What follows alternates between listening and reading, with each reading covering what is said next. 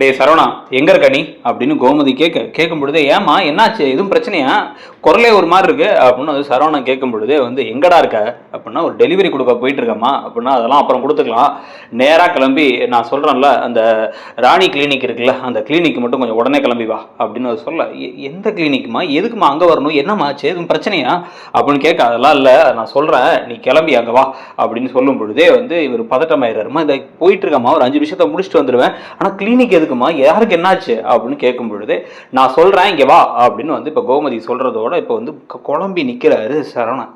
என்னது, எதுக்கு அம்மா கிளினிக்குங்கிறாங்க அப்படின்ட்டு ஒரு வண்டியை திருப்ப, அதுக்கு கொஞ்ச நேரம் முன்னாடி தான் வந்து பார்த்தீங்க அப்படின்னா வந்து இப்போ கோமதி பேசுறதே இல்லை பாண்டியன் கூட அப்படிங்கிறதுனால காந்திமதி பாட்டி, இந்த பாரு இவங்க 2 பேரையும் ஒன்றா சேர்த்து இங்கே அனுப்பிடுறதுக்கு ஒரு பிளான் போடணும் அப்படின்னு அரசிக்கிட்ட பேசுகிறாங்க.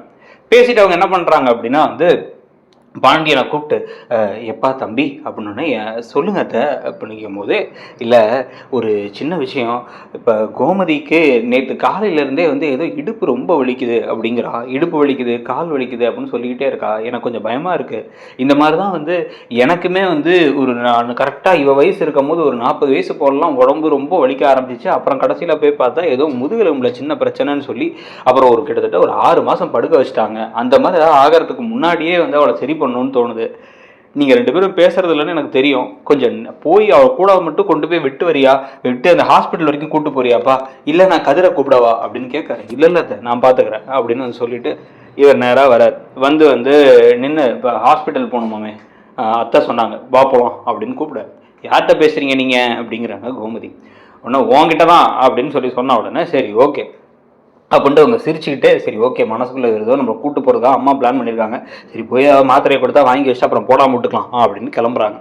கிளம்பி இவங்க 2 பேரும் பைக்கில் ஏறி உட்காரும் பொழுதே வந்து, அப்புறங்க என்னாச்சு, ரொம்ப நாளாக பேசாமலே இருந்தீங்களா, வேற என்ன நடக்குது அப்படின்னு வந்து சும்மா அவங்க வேணும்னே கேட்குற மாதிரி கேட்டு, கடையில் வந்து ஆள் போடுற நீங்களே போட்டிங்களா அப்படின்னு கேட்கும் பொழுதே அவங்க பேசாமல் வந்துட்டு இருக்காங்க.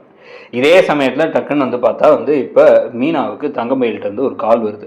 மீனா ஃபோன் எடுத்து, என்னாச்சு மயில், அக்கா என்னக்கா, ஏதோ மதியான நேரத்தில் கால் பண்ணியிருக்கீங்க, இதில் இல்லையா, அந்த அம்மாவை பார்த்துக்கிறதுக்கு போகலையா அப்படின்னா, அங்கே தான் இருக்கேன், எனக்கு ஒன்று தோணுச்சு, நான் அதை பண்ணலான்னு முடிவு பண்ணிட்டேன், நான் இப்போ இங்கே சீக்கிரமாகவே வந்து அவங்க ஏதோ கோயிலுக்கு போகிறாங்களாம், அதனால அந்த அக்காலாம் வந்துடுறேன்ட்டாங்க, எல்லாரும் வெளில போகிறாங்க, நான் அப்படியே கிளினிக் போகலான் இருக்கேன் அப்படின்னு ஒன்று. கிளினிக்கா, எதுக்குக்கா அப்படின்னா, இல்லை ஒரு முக்கியமான விஷயமா நான் ஒரு கிளினிக் போகலான்னு முடிவு பண்ணிட்டேன், நீ முடிஞ்சா அங்கே வரியா, எனக்கு எங்கள் அம்மா அப்பாட்ட கூப்பிடுறதுக்கு விருப்பம் இல்லை அப்படின்னு சொன்ன உடனே, என்னக்கா என்ன பண்ண போகிறீங்க அப்படின்னு கேட்டோடனே, நான் அதை அங்கே வந்ததுக்கப்புறம் சொல்கிறேன் மீனா, ப்ளீஸ் மீனா முடிஞ்சா அங்கே வா அப்படின்னு ஃபோனை வச்சிடுறாங்க. அவங்க பேசின விதமே ஒரு மாதிரி இருக்கிறதுனால இவருக்கு ரொம்ப குழம்பி போய் டக்குன்னு என்னவா இருக்கும் ஏதா இருக்கும் அப்படின்னு யோசிச்சுட்டு இருக்கும் போது தான் ஒன்று ஒன்றா யோசிக்கிறாங்க.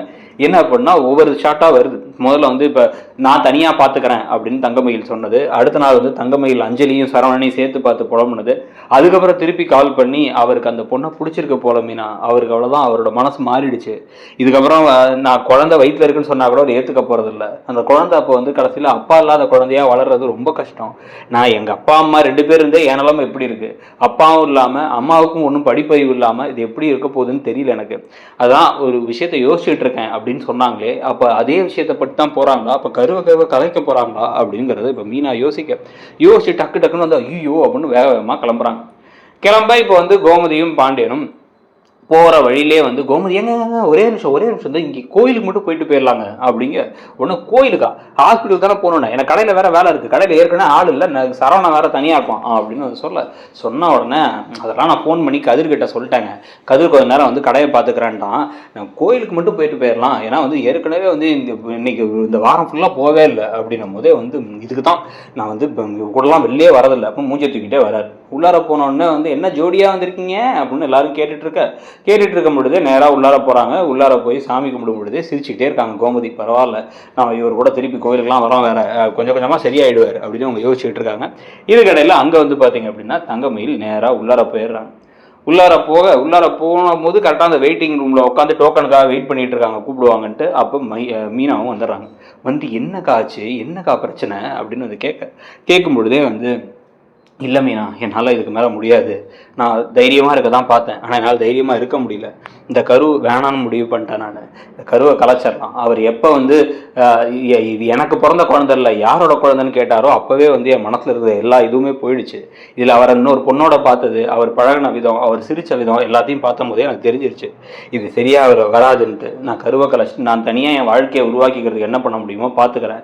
அந்த குழந்தைக்கு நான் கஷ்டத்தை கொடுக்க விரும்பல அப்படின்னு பேசிக்கிட்டு இருக்க. அக்கா லூசாக்கா, நீங்கள் எதுக்குக்கா அப்படி பண்ணுறீங்க? மாமா மாறிடுவாருக்கா அப்படின்னா, மாறுறதுக்கு என்ன, அவர் எடுத்த முடிவு சரிதானே, நான் தான் போய் சொன்னேன், நான் தான் மோசமாக நடந்துக்கிட்டேன், அவர் ஏன் மாறணும், அவர் சந்தோஷமா இருக்கட்டும் அப்படின்னு பேசிட்டு நேராக உள்ளார நுழைய இவங்களை கூப்பிட்றாங்க. கரெக்டாக தங்கமயில் அப்படின்னு கூப்பிட்றாங்க. கூப்பிட்டோன்னே உள்ளார போகிறாங்க. அக்கா சொன்னால் கேளுங்கக்கான்னு உள்ளே போயிட்டு இருக்கும்போது உள்ளே போய் உட்காந்து, இல்லை நான் கருவை கலைக்கணும், நான் ப்ரெக்னெண்ட்டாக இருக்கேன் அப்படின்னு டாக்டர்கிட்ட சொல்ல, உடனே என்னம்மா உங்கள் ஹஸ்பண்ட் வரலையா, என்னாச்சு, இந்த மாதிரி முடிவெல்லாம் ரொம்ப சென்சிட்டிவான விஷயம், நீங்கள் டக்குன்னு யோசிச்சு எடுக்கிற முடிவு இல்லை அப்படின்னா, இல்லை நான் முடிவு பண்ணிட்டேன் அப்படின்னு சொன்ன உடனே, நாளைக்கு மதியானம் 3 மணிக்கு நான் ஸ்லாட் ஃபிக்ஸ் பண்ணிக்கிறேன், நீங்கள் அதுக்குள்ளே மனசு மாறுறீங்களான்னு யோசிச்சுட்டு அப்புறமா கிளம்பி வாங்க அப்படின்னு சொல்லிடுறாங்க.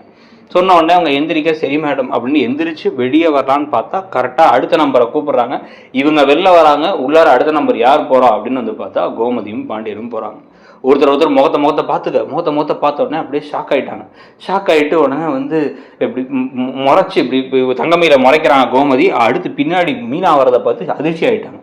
நீ எங்கடி இவ கூட சுற்றிக்கிட்டு இருக்க, ஏதாச்சும் நமக்கு தேவையில்லாத வேலை தான் பண்ணிட்டு இருப்பியா நீ அப்படின்னா, இல்லை ஒரு முக்கியமான விஷயம் அப்படின்னா, என்ன முக்கியமான விஷயமா இருந்தா என்ன, இவ கூட நீ எதுக்கு சுற்றுற, இவ கூட முதல்ல எதுக்கு பேசுற, என்னடி நினச்சிட்டு நடக்குதுங்க அப்படின்னு வந்து இந்த பக்கம் கோமதி கோவமா கேட்க, ஏய் கோமதி இங்கே ஹாஸ்பிட்டலில் இருக்கும் அப்படின்னு பேசிகிட்டு இருக்கும் போதே வந்து, இல்லை பெரிய விஷயம், நம்ம குடும்பம் சம்மந்தப்பட்ட விஷயம், அதனால தான் அப்படின்னு வந்து சொன்ன உடனே வந்து என்னாச்சு அப்படின்னா, ஏற்கனவே ஒரு நாள் அவங்க வந்து கிணத்துக்குள்ளே குதிக்க போயிட்டாங்க அப்படின்னா, போய் குதியில் விட்டுருக்க வேண்டியதானே, நம்ம குடும்பமே போய் கிணத்துல குதிக்கிற நிலைமையில தானே கடந்தோம் அப்படின்னு சொல்லும்போது, அது மட்டும் இல்லை அவங்க இருக்க நிலமையில அப்படின்னா, இல்லை மீனா வேணாம் மீனா அப்படின்னு சொல்ல, என்னடி பெரிய நிலைமை, இவ கூட இதுக்கு வந்த அப்படின்னு ஹாஸ்பிட்டலில் வச்சு அவங்க கோவமா பேசும்பொழுது, அவங்க ப்ரெக்னெண்ட்டாக இருக்காங்க அப்படின்னா, இப்படிதான் ட்ராமாவை போட்டா ப்ரெக்னெண்ட்டாக இருக்காங்கிற அப்படின்னு வந்து இவங்க திருப்பி கேட்க, ஐயோ நிஜமா ப்ரெக்னெண்ட்டாக இருக்காங்க இதோ பாருங்க ஸ்கேனு, அவங்க அந்த கருவை கலைக்க வந்திருக்காங்க அப்படின்னோடனே இப்போ அதிர்ச்சி ஆகிட்டாங்க கோமதி.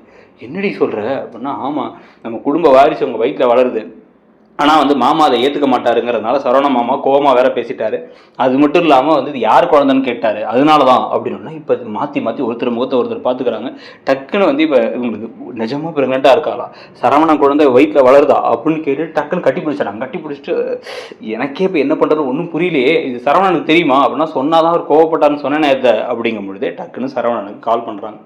கால் பண்ணி இப்போ சரவணா டேய் உடனே இங்கே கிளம்பி வா அப்படின்ட்டு, இதை முதல்ல இங்கே பேசி தீர்த்தரலாம் அப்படின்ட்டு, என்னால் இவளை ஏற்றுக்க முடியுமா வீட்டுக்குன்னு தெரியல திருப்பி, ஆனால் வந்து அந்த குழந்தை நம்ம வீட்டு குழந்தை, அந்த குழந்தைய எப்படி கலைக்க முடியும், அதெல்லாம் எதுக்கு பண்ணணும், நாங்கள் இல்லை நான் கொடுத்தா நான் பார்த்துக்க போகிறேன் அப்படிங்கிற மாதிரிலாம் அவங்க பேச ஆரம்பிக்கும் பொழுதே இந்த விஷயம் தெரியாமல் சரவணன் நேராக கிளம்பி அவசரமாக வராரு. சரவணனை திருப்பி தங்கமயிலோட சேர்ந்து வாழ வைக்க போகிறாங்களா, வாழும்பொழுது அவர் ஆனால் திருப்பி அஞ்சலி கூட ஒரு தொடர்பில் இருக்க மாதிரி கதை வந்து பாகியலட்சுமி பாட்டு மாதிரி போதா, இல்லை அப்படின்னா வந்து செஞ்ச தவறுகளுக்காக வந்து இவங்க வந்து இல்லை குழந்தை வேணா அங்கே வளர்ந்துக்கிட்டோம், நான் வந்து குழந்தைய பெற்று மட்டும் கொடுத்து நான் விலகி போயிடுறேங்கிற மாதிரிலாம் பேச, அதுக்கடையில் அஞ்சலி கூட க்ளோஸ் ஆகிற சரவணன் கதை எப்படி போகுதுன்னு கதை மாறப்போதா, இல்லை இவங்களை ஈஸியாக இப்போ சேர்த்து வச்சிட போகிறாங்களா, உங்களுக்கு என்ன தோணுது, தங்கமயில அவ்வளோ ஈஸியாக உங்களால் மன்னிக்க முடியும்னு தோணுதா அப்படிங்கிறதையும் சொல்லிட்டு, இந்த பக்கம் சிறகடிக்காசையில் விஜயாவுக்கு மனமாற்றம் வருமா, அழகிய அழகாக கல்யாணம் நடக்குமா நடக்காதாங்கிற ப்ரெடிக்ஷன்ஸுக்கெல்லாம் வந்து நம்ம சேனலை சப்ஸ்கிரைப் பண்ணலாம், இடம் பொருளை சப்ஸ்கிரைப் பண்ணி பெல் ஐக்கானை கிளிக் பண்ணிக்கோங்க. தேங்க்யூ.